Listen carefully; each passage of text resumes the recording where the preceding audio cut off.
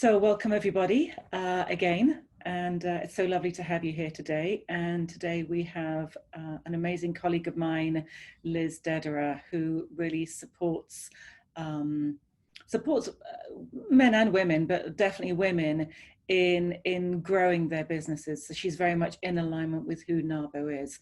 So Liz, tell us a little bit about you and tell us, share, because today we're talking about pivoting and pivoting your business. And obviously right now we're in the middle of COVID-19 and it's all a little crazy. So I think there's two different ways that we can, well, there's probably more than two different ways, but I'm gonna put myself on mute. I'm gonna hand over to you, and awesome. You're gonna lead us through this. Thank you. Perfect. Before you go mute, let me do my screen share and just give me the A-OK if I'm doing it right. Make sure that you guys can see that. Yep. And can you guys see the full screen? We sure can. Groovy. So yeah, so I'm going to get into a little bit about all the pivots that I've done over the course of time, for sure.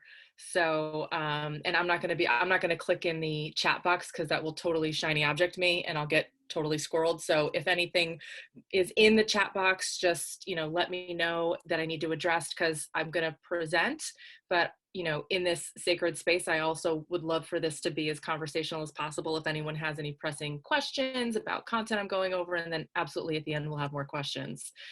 So today we're here to talk about kind of pivoting for profit during this COVID-19 pandemic, the situation, the crisis, whatever language that's suiting for you to kind of describe it. And where I thought we would just go for this is, one of the questions before we started was, are we talking about kind of, changing your entire business? That could end up being part of it, but that's not the direction I want to head in today. It's really just practical actions for uncertain times. So really, like, what do we do in the now, in the immediacy, and kind of what does that immediacy look like when we're dealing with such uncertain timelines?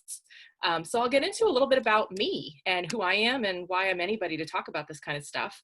So I have to move my screen here because, of course, there I am. I'm going to move it to the top. Okay, because of course where I had you guys listed on the side, it was covering the words. So my first business was actually about 20 years ago. I was flipping clothes before it was the cool thing to do. I was cleaning out closets from clients that I had. Someone had said that they were in fashion and retail too. I was in fashion and retail, and I left there as a personal shopper to go get an office job. I thought that's what I should do in my early 20s. But I loved fashion so much. So when I'm doing my office job and just like not loving it, I actually reached back out to the clients that I had and I said, hey, why don't I come clean out your closets, because you value the closet space more, so you can buy the next season's clothes. I'll take what you don't want and I'll sell it for you on this thing called eBay, and then I'll split the profit with you. And they were all about it. So that was the first business I had. And this is back in the day with eBay, no apps, none of that, where you had to like code your listings to make them like MySpace fancy, to make them stand out. So I was literally sitting there with my gateway computer, a Gucci bag, and HTML for Dummies, like, I can make all this happen. And I did really well. It was always a part-time kind of side hustle. But that was really like my first entry into entrepreneurialism. Then my career kind of started to take off. I did end up going back into retail, going into, wholesale, and then into executive search, specifically within retail. And that was right at the beginning of the last recession. So had tons of executives, but nowhere to place them. Ultimately, over time, it was a boutique agency specifically working with executives in the retail space. And the owners of the agency were probably looking at a 10-year plan for transition strategy. And because of the recession, they just kind of said, let's just call it a day. Hold on one second. Working from home. So we rode, at that time also, I started dating my daughter's father, who's now my ex, and when I met him, he was a subcontractor. So I'm losing my job. I meet this guy. He's a carpenter doing, subcontracting work for, small jobs, whatever he could kind of get his hands on, working for this other guy, coming home talking about the work that he's doing. And I'm like, you're basically running these jobs. So I built him a company, did the LLC, built the brand, the logo, the website, because I had a little bit of HTML, which is what you needed at the time, did a little bit of web design and all of that. And then I was out networking, because now I had something to kind of grasp my claws into. So I was out networking to get him business, and brought home some, kitchen and bathroom jobs and, traditional, typical kind of Connecticut remodeling. And through the networking, we connected with a real estate investor. And that's where we were introduced to this whole world of house flipping. And we rode the recession up doing house flipping, flipped, I would say, close to 40 or so properties during that time. He's a lunatic, didn't work out. That's a whole other TED Talk. But we saw an opportunity. We were having conversations with people. We were putting ourselves out there. We were showing some vulnerability to say, we're in the same boat you guys are, trying to figure this out, but we've got this skill set. You've got that money. Let's come together. We'll do the work to flip the house. You invest in it. And then that started to kind of snowball forward until we were able to do our own flips and kind of build a formula and that sort of thing. While that is going on, I find out I'm pregnant. I realize what I've got my hands in with this guy, and I realize I've got to get the heck out of here. So I decided to start my own company. And I obviously, having the little bits of the web in the background, that made the most sense to me, out networking with small business owners. So I started a web design and marketing agency. I had partnered with a franchise type company that could do the heavy lifting of the web design. So I wasn't sitting there coding every website. So they did a lot of the heavy lifting. I sourced and found the clients and kind of was the front end of the business. That grew into a marketing agency, really developing social strategies, marketing plans, and that ultimately, that technology that I was working with that franchise company just didn't keep up. I didn't feel in integrity, still promoting it when things like Wix were coming up and GoDaddy sites were actually okay. So I got out of the web design business and put that to the side and really shifted in listening to my clients, having conversations with them, realizing that they were like, well, we don't even really like your websites, Liz, but they're fine. They work, but we do want your brain. We want to know, how did you approach that conversation? Why did you think for me to position myself that way? How did you come up with that language for the copy on my website? How did you see that that's what I'm actually doing when I presented myself like this? So that's what I do now, is I help entrepreneurs and small business owners basically flip your ideas and services for profit. And now more than ever, that's what we need to do, is kind of take those things that are rolling around in your head, inventory that you have, whatever we're working with, and figure out, how do we make it most profitable, most relevant for now. And that's what we're going to talk about. If I can click. So the first thing I want to talk about before we get into really, pivoting for profit, is I want to talk about pivoting with purpose. We have to understand why we're pivoting. Obviously, it's for profit, right? I mean, that we understand, but there's other reasons why we want to do it right now too. For me, I'm in a bit of in a pivot myself right now. We all are. Like, hello, if you noticed, there's some stuff going on. So we're all kind of in a pivot, and it's a great opportunity in this cocoon of silence that we're in, this socially acceptable isolation that we're in. It's really a great opportunity to kind of do a full inventory check of, not your inventory if you have a product-based business, but I mean like an internal inventory check. What was working? What wasn't working? What did I refuse to admit wasn't working, that I was like army crawling my way to success for? Take an honest inventory of all of that, so you're not pivoting with panic energy. That's the wrong thing to do. You cannot, this is the last time, out. You know that. Goodbye. And I have a child for sale if anybody would like to make an offer. So it's not pivoting for panic. It's pivoting with purpose. It's pivoting because you cannot create clarity through chaos.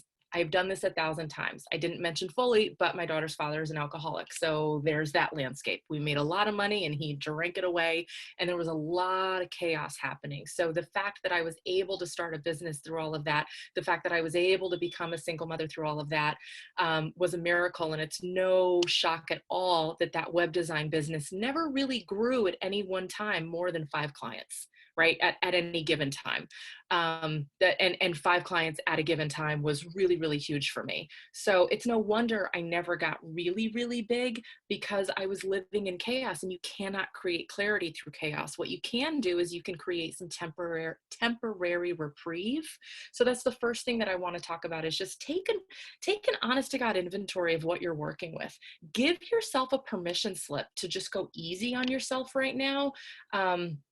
One of the things I want you to consider, and we're not going to get into the loan conversation and the real financials and that sort of thing, but there's a lot of money on the table right now that you might be able to take advantage of, that might be able to kind of hold you over.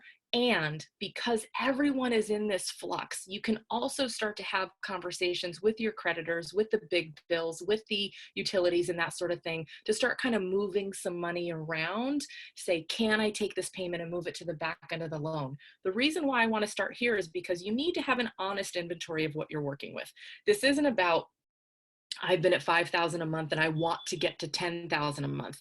We're talking about in the first part of this, we're talking about what are the needs, what are the actual needs that you have to get through this baby time period that we're in, and it will end, and it is a baby time period, and it feels so daunting and uncertain, but there is a time that we will look back on this for sure.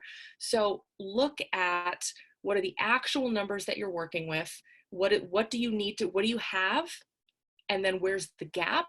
And then you can make an intelligent decision from that point. And also to do an honest inventory of your business up until this point. What wasn't working? What was working? What were those things that you wanted to do that maybe now is the opportunity to try, because we're all kind of figuring this out together. So it's actually a really beautiful time, health aside, for all of those who are not well and worse. That is absolutely not what I'm talking about. I'm saying, as business owners in this cocoon, it really is a blessed time for us to be able to take an honest inventory and move at a human pace instead of a frantic and frenetic one, because you can't do anything wrong right now, because every single rule that existed up until this point kind of doesn't exist anymore. And that's not my wisdom. I had that beaten over my head from a friend yesterday, because I had a little bit of a freak out, because we're all in this together, right? And I did cut my own bangs, so don't do that. But I had a little bit of a freak out yesterday. And I called a girlfriend, because you have to have your tribe in place. And I called a girlfriend, and she just beat it over my head that said, you can't do anything wrong right now. You can't do anything wrong. We're in a global pandemic. All you can do is what feels right and good and best for you in this moment. Take an honest inventory of what didn't work and let it all go. Universe gave you a big permission slip to let that go.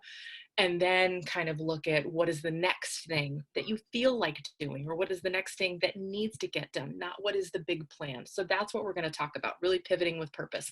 And I want to give you some buckets to think about, because this is kind of like a 30,000 foot view concept or theory. So I like to land things in a little bit of like WTF, not that, but what's the function of the information? See what I did there? What are you actually tactically, practically going to do with this information? So that's what I want to talk about. So as we were sharing before, my company is selling with service. My primary focus is really working with you on increasing your sales. And if I had to pinpoint my absolute zone of genius, it's conversations. It's conversations around and about money. It's conversations around and about business. And most importantly for you, it's helping others be more empowered, confident, et cetera, in conversations around and about money and business. And with that, what I've been doing over the career of, the businesses that I've been in, and especially this last decade working with entrepreneurs so intimately in their businesses, I've really identified that there are 4 main currencies of conversation that in any conversation we're exchanging, some or all of them, one or all of them. And also we as individuals have a tendency need to lean and have a dominant currency. So there's these 4 currencies, and I use the acronym TEMP, like temperature, time, energy, money, and people.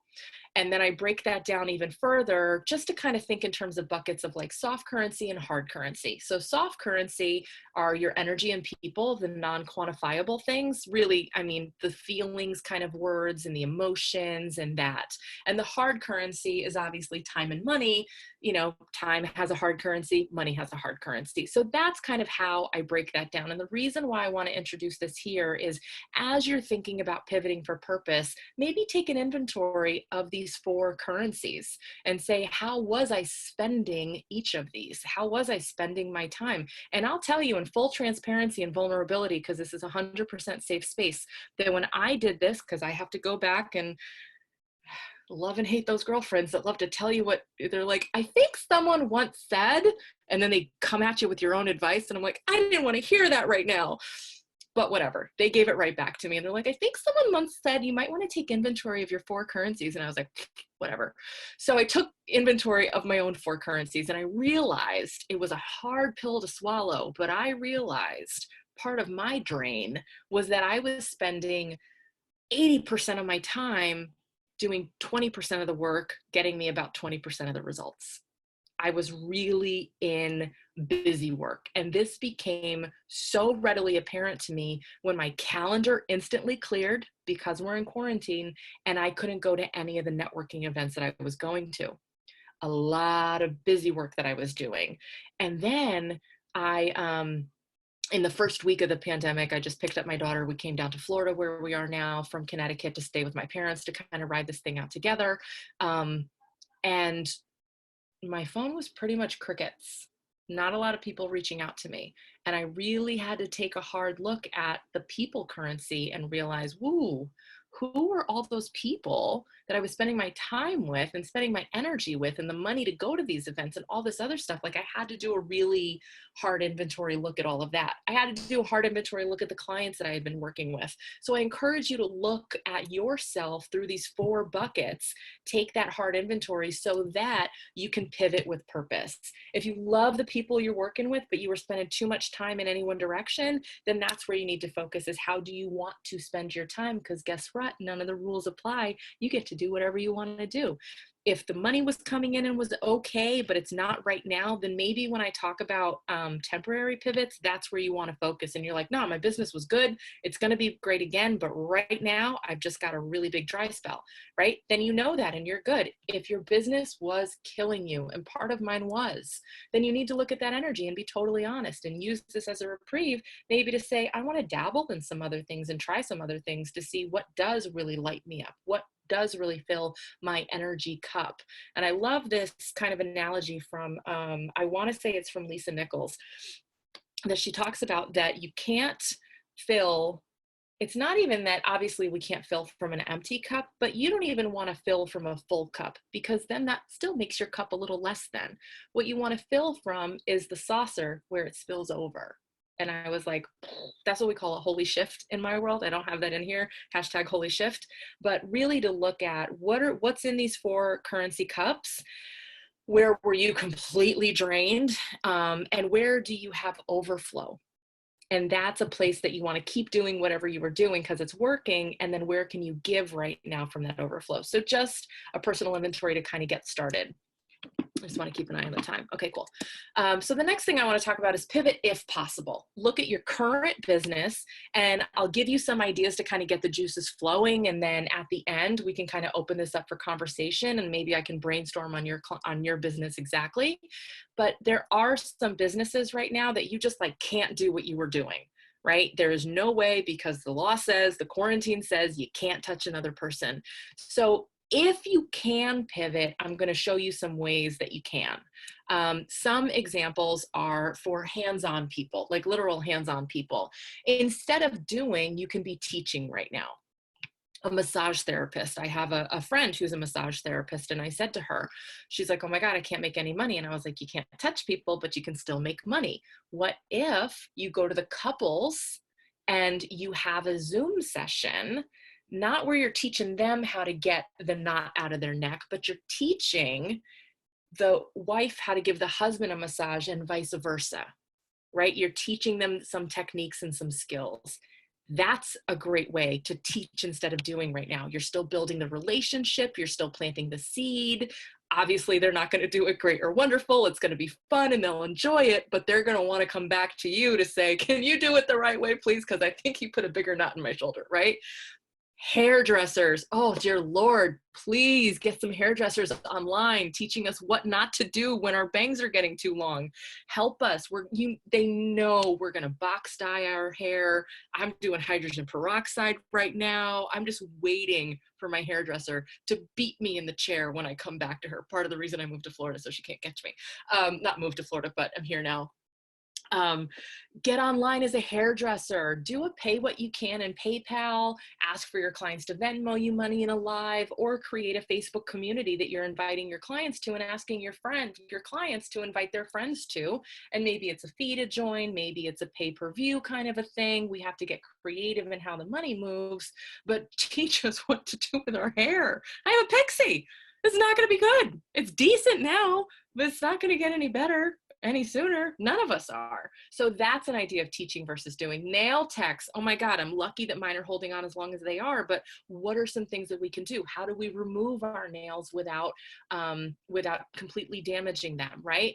Different things that we can do there. Do they recommend a certain product over another? Do they recommend a temporary nail solution over another?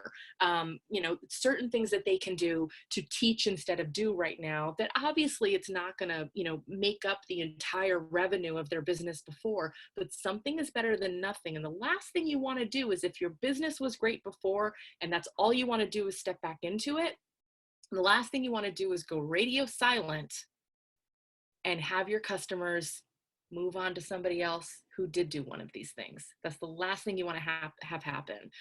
And then the last category, just in kind of this brainstorming, getting some juices going, is a restaurant. We all know that they are one of the hardest hit. There's so many people that work there, working for tips and that sort of thing. So yeah, you can do takeout and stuff like that, and that's great. But another thing you can do is just in the same line of teaching versus doing is, that there's like, if you have a restaurant, or share this with your people that work at restaurants, that you have those customers that are like, I've always wanted to know what's in that secret sauce.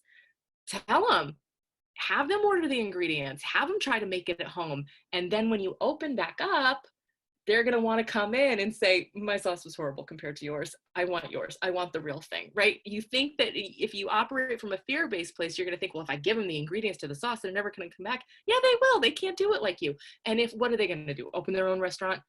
We can't think in terms of fear. We have to think in terms of abundance. So that's an option. Help them get creative with the weird ingredients that they do have in their kitchen. You think in terms of food, you think in terms of all of that sort of stuff. That can be an entire teaching. And you don't have to do a Kajabi course and a teachable course. It doesn't have to be anything like that. Go live, make it easy, make it simple. Ask for a fee, ask for PayPal donations. We get it. We're all in the same boat. So that's thinking, if you loved the business you were in, if your cups were, running over and you just want to get back into that, those are some ways that you can still serve your client base, grow your client base, pivoting if possible to continue to kind of shift your services for now. The next thing I want to get into is for those of us that maybe can't pivot right now, or you're not having the idea, or you're looking at your business before and you're like, man, this is actually a blessing because I didn't like any of it, but I needed to do it because it paid the bills, but I didn't like any of it. Here's a great time to play and get scrappy. Again, none of the old rules that we were operating by apply. It's a beautiful thing. Get scrappy. So here's what I mean by that. We don't have a definitive end date of when this will end. What we know as smart women is that it will end. It will not end overnight and life resumes to normal. It will end-ish, probably some sort of graduated re-entry into society. We will be in a recession, and it will be a slow roll to get back to kind of any semblance of where we were before. Your time frame that you want to think of in terms of really getting scrappy, I would say, so you don't go crazy, completely crazy. We're all a little bit crazy right now, but not totally crazy. You really want to just put a 90-day container on this. right? We're all business owners. We all do our strategic planning. We're at the start of Q2. Beautiful time. Put together a 90-day plan. Again, go back to the numbers. What can you cut? What can you move? How can you get down to baseline, baseline, baseline, bare bones minimums, right? Minimum, minimum, minimum, minimum expenses right now. How much do you have? How much do you want to keep in what you have? And then how much do you need to bring in to keep breathing? That's the number you're working with. And I promise you, I don't even know your numbers, but I promise you, when you break it down to that type of math, you're not looking at a million bazillion dollars. It's not going to be an astronomical number. It's not going to be something that you can't figure out and that we can't all figure out together for you if you're like spinning, which is totally fine if you are, no judgment. Because like I said, I had a freak out yesterday, right? Like we're all going to go through those motions. So just kind of put a 90-day container around it. Focus on fact plus faith. This is not a religious conversation, but there has to be an element of higher power, universe, source, something. So fact plus faith is just going to wipe away any fear because you're operating from certainty and faith, right? That's where I want you to operate in terms of getting scrappy. So let's get into some actual things that you can do in terms of getting scrappy. So there's this gig economy that we're also familiar with. And again, scrappy, it's just for now. So there's the gig economy that we're all familiar with. For those of you in the city, I don't know that you can jump in your car, but there's different things you can do obviously with Uber. You're not going to go shuttling people around to the airports right now. That's not safe. That's not what I'm saying. But there's like Uber Eats and stuff like that, and Lyft and whatever. TaskRabbit, just kind of running around doing different errands for people. Is that the ideal thing? Are you going to put that on your LinkedIn resume? Do you even want to get social about it? Maybe, maybe not. Depends upon where you are in vulnerability, but it's something to bring in something right now. Upwork, many of you might be familiar with that. If you're not, I'll tell you a little bit about it. Upwork is great when we're back in business and we need to hire someone to take over a task, to do some data entry, to do some graphic design, to take over our MailChimp because we can't figure it out or whatever. Do some administrative work, some copywriting. I mean, it runs the gamut in terms of like what's there, general administrative support. I have a friend who is a freelancer on Upwork, and she's doing just general kind of business advisory, which sometimes looks like some customer service, sometimes look like the go-to brain. She's getting like $25 an hour, and she's secured in at 10 hours a week. And she's been having this going on for a while with one client that she found on Upwork. So that's something that you can go and look at, set up an account. And the way you want to get in there, because there's a lot of people who have been doing it a long time, and obviously anyone who's going to go on to hire on Upwork is going to look at who's been on there, who can I trust. So what I recommend as a strategy to get on is do a few, I would say like 2 to 5 very low paying gigs where the person is, again, look at those different currencies. So you're not going to do a ton of money because you don't want to come out of the gate as I'm the most expensive because I'm the best. You need to build up your Upwork profile, your trust. So do a few gigs where you're kind of coming in low, you bid on them, and you're like, I can totally do your data entry. And you do your data entry and you're like, I hate doing data entry. I never want to do that again. But Bob, who hired you, thought you were great, gave you 5 stars and left a review because you were timely, attentive, responsive, great communicator, whatever. Boom. Now you've got social proof on Upwork. Now raise your fee. Now the next one, raise your fee. Da, da, da, da. Exactly. Just, it's a little bit of freelance work for now, right now. And then when things get turning around again, then you can go back on and hire people to help you as your business starts to grow. The other thing I want to talk about is sell your stuff, right? This is how I started 20 years ago, was cleaning out closets, selling things on eBay. I used to go shopping at consignment stores, find like the hidden deals, because again, this was before it was like a known thing. I found a Louis Vuitton wallet for $7. I flipped it for 70, right? I mean, great return. So right now, obviously you're not going to go out shopping, but look at the stuff that you have. Look at the things that don't fit you anymore, that you never really wore, but you just kind of stayed there. I mean, you guys don't even have to pull out the HTML for dummies. You can take a picture of it, put it up online. You can do eBay, ThreadUp, Poshmark, Facebook Marketplace. I mean, these are just to name a few. I'm sure that there's so many other sites out there, but just create an account and start selling something. It's, you know, again, when you're operating from, oh my God, I have to reinvent my entire business and everything right now, then you cannot create, I can't say it enough, you cannot create clarity through chaos. You have to put the oxygen mask on yourself, hopefully not a ventilator, just an oxygen mask in the meantime. But you have to take care of yourself first. So operate from those numbers. You can see how the concepts are kind of stacking together.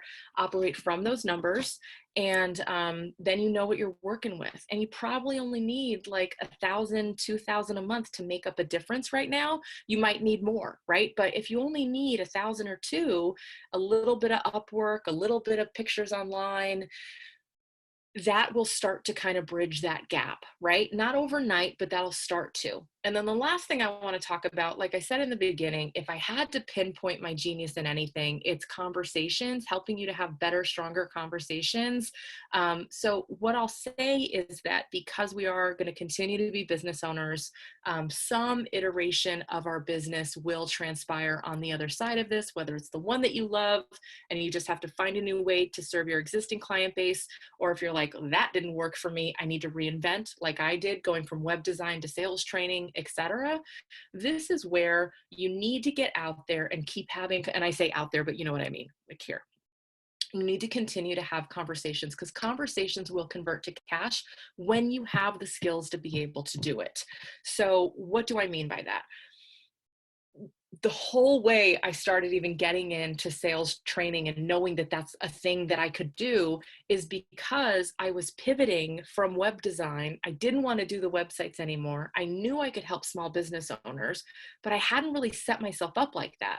But I knew if I could get somebody on the phone and I could ask them intelligent questions, I knew I could solve their problem for them. I knew I could close them. I'm a closer. My signature system within the sales school for entrepreneurs is called Close Clients Quickly, because I know how to close clients quickly. So if start having conversations with people, build the know, like, and trust, and say, listen, I've got a few skills. How can I help you? What's the biggest challenge you're having right now? Don't even say I have a skill set, right? That sounds very Liam Neeson. You just want to get people on the phone, and I'll give you a tool to be able to do that. You want to get people on the phone that you know, like, and trust. You're, you know, replanting that relationship, and have conversations with them and say, what do you need right now? Where are you struggling the most? How can I best support you through a resource? Maybe it's something I know or can do, can plant that seed. And then they'll tell you, because they know, like, and trust you. And they're like, I need some books to read. And you're like, oh, I was just reading this one. Or they're like, you know what? I can't figure out my MailChimp. And you're like, oh, I can do that for you. Do you want to talk about a way that we can make that work for both of us? And they're like, yeah, I don't know. Is $50 okay? And you're like, that's awesome. Venmo me, give me your password, and I'll log on and fix your MailChimp for you. That's what I'm talking about. Conversations are going to convert to cash when you know how to do it, when you're using the skills effectively to communicate with other people, and you can ask the question without being weird, and you know the nuggets to say.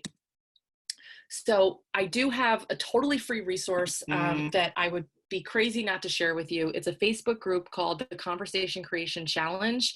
And you can go to Conversation Creation Challenge on Facebook, or you can type in conversationcreationchallenge.com. But I've literally laid out the steps for how do you find people to reach out to. We place specifically on LinkedIn. I show you how to slice and dice your list, how to find people, how to cut connections if you don't want to be connected with Bob from IBM anymore because you didn't like him when you worked with him. You're not going to like him now. I walk you through all of that. I walk you through how do you actually reach out to someone? What's the messaging that you say in a normal human way, not in a weird, salesy, spammy, I was thinking about that I could possibly help you with your, don't do that. Don't do that.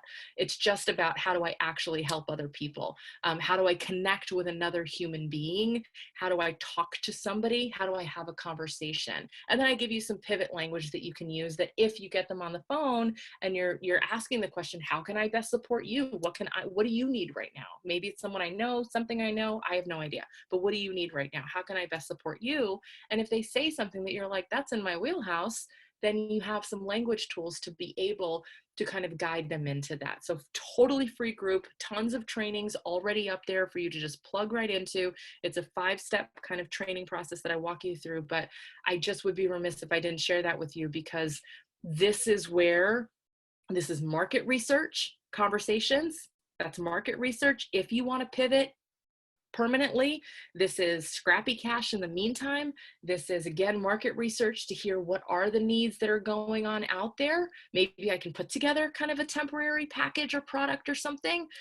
You can't go wrong. I wrote down, eat a few nuts while you plant and nurture bigger seeds, right? Again, you're going to go back into business when this is all over. Your business might look similar. It might look completely differently, but nothing is going to happen if you're sitting there in total isolation, trying to figure everything out yourself, and you let all the connections that you've built up through NAWBO, through wherever else, if you don't nurture them. So it's a total like dual kind of a thing. So I think that's the end. I think, yep, that's the last one. That's all I've got to say about that. So Elizabeth, I'm going to hand it back to you. And yeah, let me end my screen share. Can I do that? Stop share. There we go.